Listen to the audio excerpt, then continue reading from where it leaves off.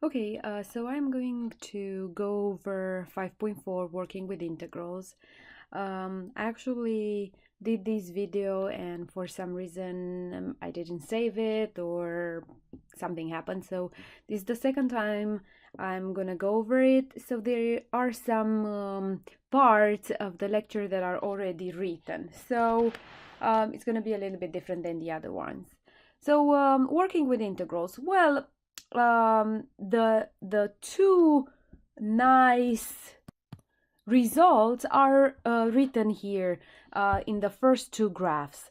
If you have a function that is even, so if you have an even function, and we have it written in three ways. So first of all, a function is even if f of negative x equals f of x. So you just plug in instead of x, negative x, and see if you obtain the same as the original function.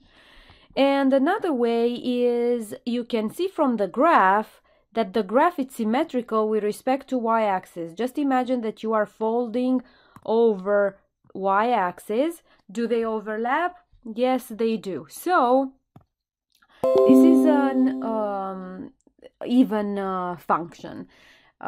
So mathematically, the integral, if you want to calculate the integral from negative a to a, so just for symmetrical points, you are going to get 2 times the integral from 0 to a of f of x dx. So what does it mean, definite integral? It means area under a curve.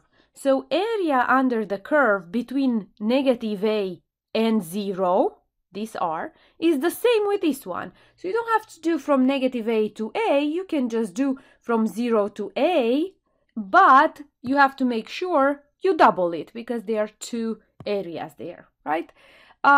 Where does that help us? Well, just imagine you have to do a trigonometric integral. Instead of calculating for negative values, you just go from 0 to the positive value.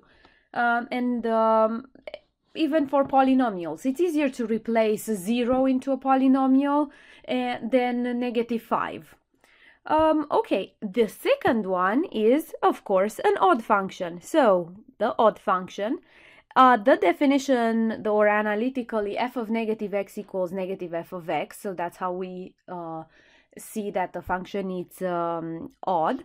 And another one is the graph is symmetrical with respect to origin. So if we look at the two regions, right, we have a region on over the x-axis and one below. So what does it mean? Integral between 2 points is the net area. So basically it's the area r minus r.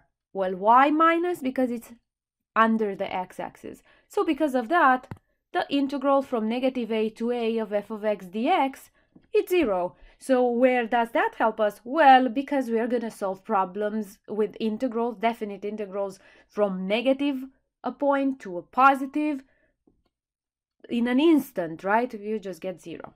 So here I actually wrote the functions that are very like popular as even function, cosine of x and x squared. Just imagine the graphs or just put them in the graphing calculator. And the popular ones for odd are sine of x, x to the third. So basically just underneath it's exactly the properties that we talked about. And here I have a few problems that I actually solved before in my first video. So just look at the problem. We have integral from negative 2 to 2 of x to the 9 dx. So we can immediately say it's 0 because x to the 9 is an odd function, and here I proved why that happens, right? So if you calculate f of negative x, you actually get negative f of x. So because that's satisfied, we have an odd function. So the final answer is here, it's 0. Another problem, use symmetry to evaluate the integral. Integral from negative 2 to 2 of 3x to the 8 minus 2 dx. Here, I just proved that the function f of x is even. So because it's even, we don't actually have to calculate from negative 2 to 2, we can just go from 0 to 2 and double that. And here I actually calculated the integral, and I evaluated at 2 and I evaluated at 0. So we got 2 to the 10 over 3 minus 8, which you can calculate on your own and finish this. So you can find here what is the actual fraction. Now, if you are wondering, well, what if I don't want to use this property, this symmetry, and I am going to evaluate integral from negative 2 to 2 and I calculate it? That's no problem. It's just because it says use symmetry, we are using that property. Because we have this option of simplifying our computations, we use that. But if you forget the property, you can just calculate the integral like we do with any integrals, even like from 2 to 3 or from 7 to 9. Another one, it's why I like this problem. So integral from negative pi over 4 to pi over 4 tangent of theta d theta. Why I like this problem is because if you check the formulas from 4.9, you're not going to find any formula for tangent, integral of tangent of theta d theta. You're not going to find that. But even if we don't know the formulas, we can find the answer for this specific problem just because tangent, it's an odd function. So we, based on the symmetry, we are going to say equals 0. Now, an application of this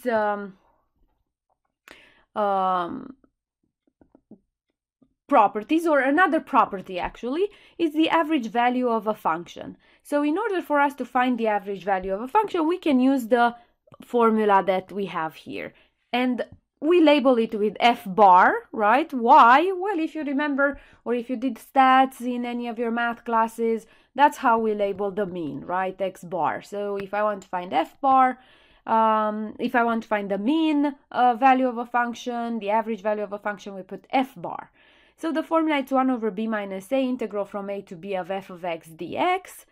And so if we want to actually calculate the average value of a function f of x equals x cubed on negative 1, 1. So because it's negative 1, 1, we say a is negative 1 and b is 1.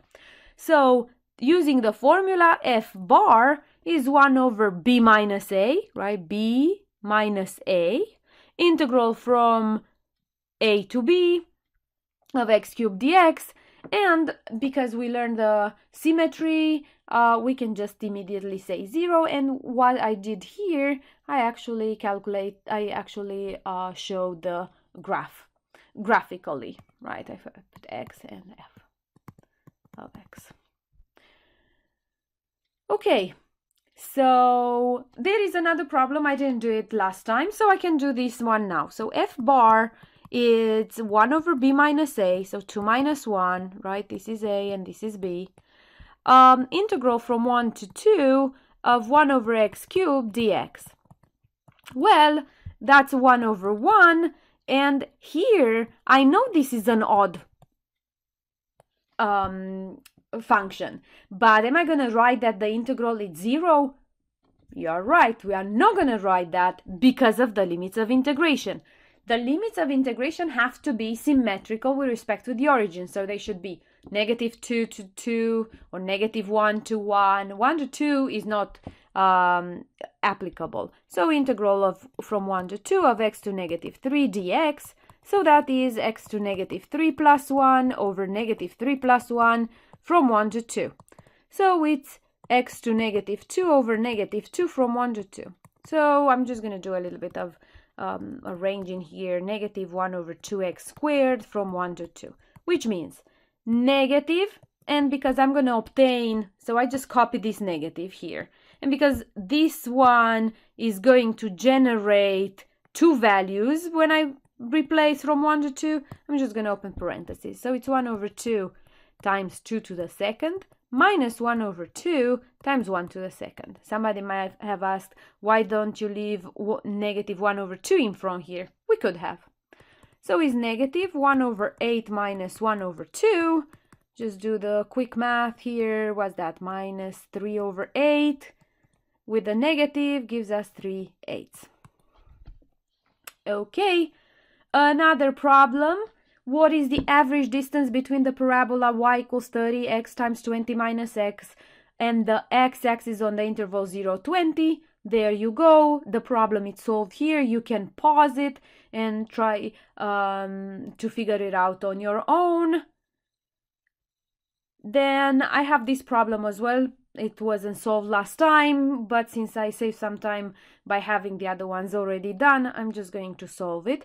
So velocity in meters per second of an object moving along a line over the time interval 0, 6 is v of t equals t squared plus 3t. Find the average velocity of the object over this time interval. So v bar equals it's 1 over b minus a, so 6 minus 0, integral from 0 to 6 of t squared plus 3t dt. So it's 1 over 6, and then I can calculate this integral right away, t to the third over 3 plus 3 times t to the second over 2, and I want to evaluate it from 0 to 6.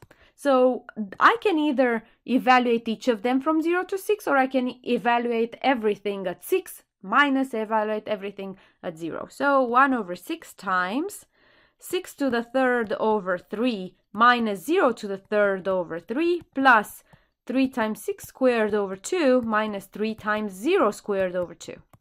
So I evaluated each of them individually.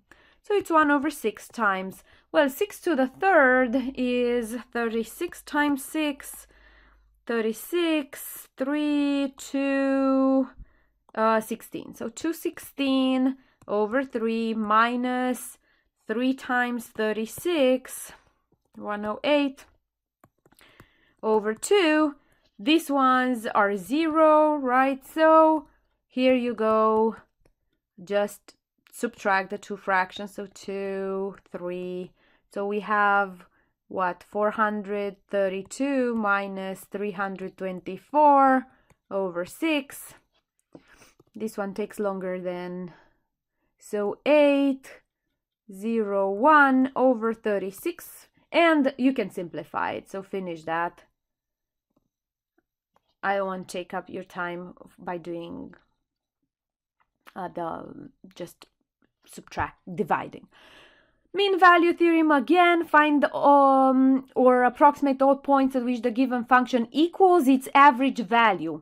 Interesting. So I'm going to do average value is going to be 1 over 4 integral from 0 to 4 of 8 minus 2x dx.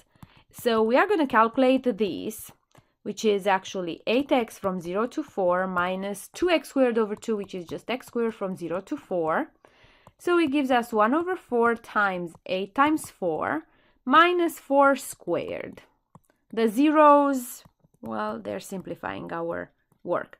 So 32 minus 16, it's 1 over 4 times 16, so it's just 4. So it says, find or approximate all points at which the given function, so f of x, right, this is the given function, equals, so I'm going to put equal, its average value. Well, 4 that we just found. So there you go, is just a simple equation to solve x equals 2. So at x equals 2, the function equals the average. Now this is an application problem here. So again, you can pause it and try to figure out on your own. I have it all set up. I have it all computed and to the last detail. So all you have to do, make sure you pause it so that you capture the screen. And I think I have one more problem. No, I have just this one. So I'm just going to leave the screen for you to see entirely for this specific problem. And that's it. I hope to see you next time when I'm going to have a review session. I hope I'm going to have more people in.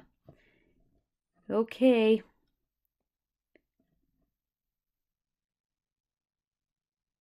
Bye.